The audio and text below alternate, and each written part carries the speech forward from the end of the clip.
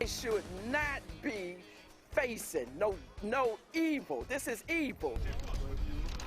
And this morning, a community in crisis calling out for help after another deadly day in D.C. Why neighbors say the district is not doing enough and how you can help police find the person who pulled the trigger. And making the trip to Montgomery County, what President Biden will discuss when he stops in Rockville this afternoon. And every dog has its day. The special treatment the beagles rescued from a Virginia breeding facility are getting. We're tracking the return of the heat as well as that humidity. We'll see high temperatures today bouncing back in the low 90s for quite a few areas. When do we finally see a break in that humidity and the heat? Those details coming up. Yes, well, speaking of, this is a live look this morning out of our nation's capital, the Capitol building there. It's warming up.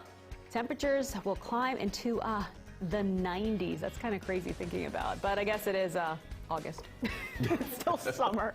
So thanks for waking up with us on DC News Now. I'm Tanaya Wright. Yeah, happy Friday Eve to you. I'm Corey James. Let's get right to the forecast with meteorologist Jackie Lair. A big night for at least high school sports. Hopefully the weather's fitting for them. Yeah, it looks like it should be. We can't really have a chance for maybe that spot sprinkle to pass by, but overall we should be seeing mainly dry conditions for that Thursday night football game. We're talking about one that's in Arlington later on this evening. Kickoff is at 7 p.m. at Washington Liberty High School, but radar out there right now to kick off your Thursday morning commute. If you're heading out, maybe heading to the bus stop, we don't need those umbrellas. We are all dry across the area. High pressure is with us just towards our west, and that's continuing to advance ever so closer towards the D.C. area. We do have some clouds down towards our south. That will likely throw us a few through the afternoon and early evening hours, but we're starting off mainly clear out there. Temperatures into the 60s for much of the Commonwealth. We're low 70s in D.C., low 60s the farther north you go. In Frederick coming in at 61. Hagerstown, you're coming in at 65. Dew Point's a little bit more comfortable the farther north you go. Farther south you go, a little bit more muggy out there when we're talking dew points, mid to upper 60s. For the kids at the school bus forecast, we're talking the bus stop forecast. We're mid to upper 60s by about 6 a.m., low 70s through the morning hours, and we'll see partly cloudy conditions out there this morning, and then a chance for a spot shower or two later on this evening. More detail on the timing of those coming up right now. Toss over to Shanika with the very latest on traffic. How's it looking at this hour? All right, well, we're still in northern Virginia, Jackie. We're starting out looking at Annandale, the inner loop. We do have a ramp blocked, and this is right near Little River Turnpike. But off of 66, though, in Gainesville, you're dealing with a road closure. We have a crash reported. This is off of Prince William Parkway. You're starting to see congestion heavy there, and that's right near Wellington Road. So, again, that's off of 66. You will see some delays in that area, and I do believe crews did shut that road down to respond to that crash. So over to Annandale again, that off ramp is blocked. Just reminding you right near 236, you are still seeing police on scene and those flashing lights. Look at 66 all the way, though, through Centerville and Fairfax. Once you get to the mixing bowl, everything is okay. Guys? Shanika, thank you. Breaking now, one man is dead, another man hurt after a shooting at a McDonald's in Prince George's County last night. You're looking at brand new scene video showing the investigation along University Boulevard in Hyattsville. Officers got the call around 9:30. When they arrived, investigators say they found one man who was shot. He died at the scene. Officers say the second man, who was also shot, walked to a nearby hospital. His condition is not known at this time. It's a shame that people don't value other people's lives. Happening now, a community calling out for help. 3 people killed, 9 others' lives changed forever. This all comes after a violent day in the district. In the last 24 hours, 12 people were shot within D.C.'s borders. Flashing lights and yellow tape stretched across D.C. streets littered with bullets yesterday. Officers combing through neighborhoods searching for clues. In Northwest, not far from a school, 5 people were shot and 2 were killed along O Street. Then less than a mile away, 3 people hit by bullets along Quincy Place. And hours earlier, 2 people shot, 1 of them killed on Florida Avenue and Northeast. And those shootings spanned the district. In Northeast, at least 1 person was shot at 14th Street and Saratoga Avenue. And in Southeast, another shooting victim along Douglas Place. This morning, D.C. police say several suspects are waking up in jail while others are still on the run. That's right. Officers are describing some of those shootings as drive-bys, and detectives say they may know who they're looking for this morning. Take a look at your screen. This is the vehicle D.C. police believe was involved in the mass shooting along O Street yesterday. These are photos of the black 2020 Hyundai Santa Fe. The tag on the back is believed to be Virginia temporary tag with a possible number 956515X. If you see this car or have any information about the shooting, you're asked to call police. And the big question is this morning, what's driving the recent spike in violence here in D.C., and what are police and politicians doing to stop it? DC News Now's Lex Juarez joins us live at the scene along O Street. Lex, how are city leaders responding to all of this violence this morning? Well, Corey, Tanaya, Mayor Bowser has been virtually silent on the matter, but she did take to Twitter to announce a peace walk in Ward 8, and that's going to happen at 3 o'clock this afternoon. Now, if we look at D.C. crime stats, they show that violence is up 2% in the city. When you break that down, homicides are up 4% and robbery up 17%. Now, while the violence is widespread, some say that some of these say that some of these shootings are happening in known problem areas.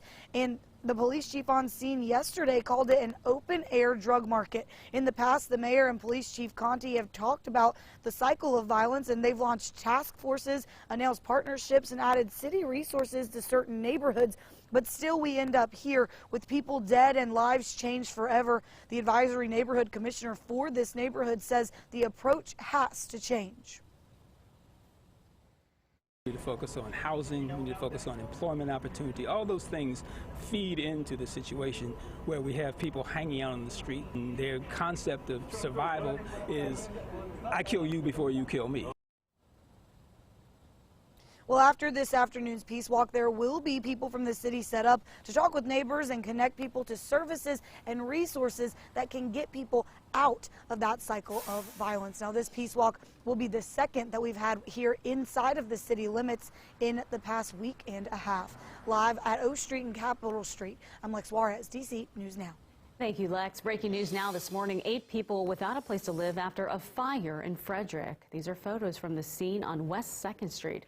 Fire and Rescue says it took more than 100 people nearly 4 hours to get that fire under control. Fortunately, no one was injured. The cause of that fire remains under investigation this morning. And some breaking news on this Thursday. The Uvalde School District Police Chief is now out of a job. The school district voted unanimously to let him go. The officers have been under scrutiny for letting a gunman remain in the classroom during a shooting that killed 19 children and 2 teachers. Now the former police chief has been on leave since late June.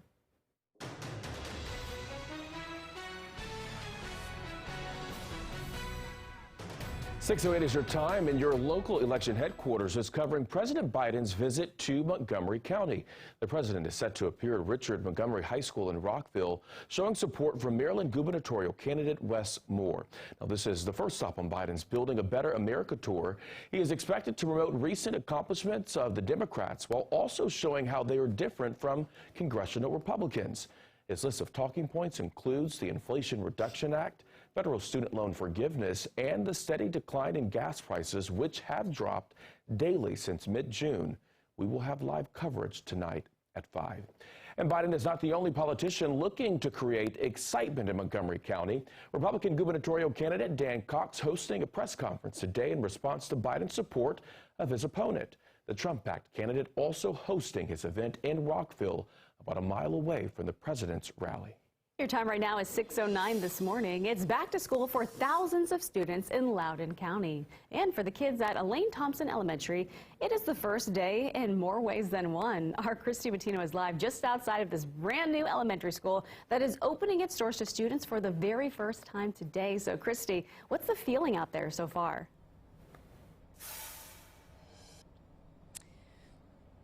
Well, Corey, tonight, the first day of school is incredibly exciting, but especially so for the 900 students who will be walking into Elaine Thompson Elementary for the very first time this morning. And as you can see, they've rolled out the red carpet for them. Now, this school is different than others in the county. First off, it's the first 3-story elementary school building in Loudoun County, and it's also environmentally friendly. So 40% of the energy here in this school is run by solar panels on the roof.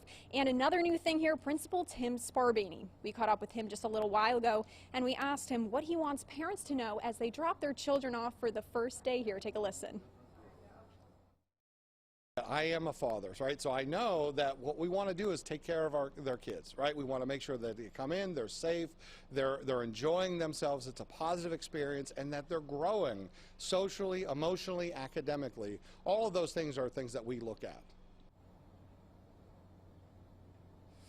So as you just heard, Sparbaney is a parent. He actually has 5 kids who've all gone through the Loudoun County school system, and actually one of his students, his children is going to be a student here in 5th grade at Elaine Thompson. But coming up on DC News Now, we're going to have the local high school band coming out here, and the kids are going to start arriving, and we'll get that all live for you here, so stick with us. In Sterling, Christy Matino, DC News Now.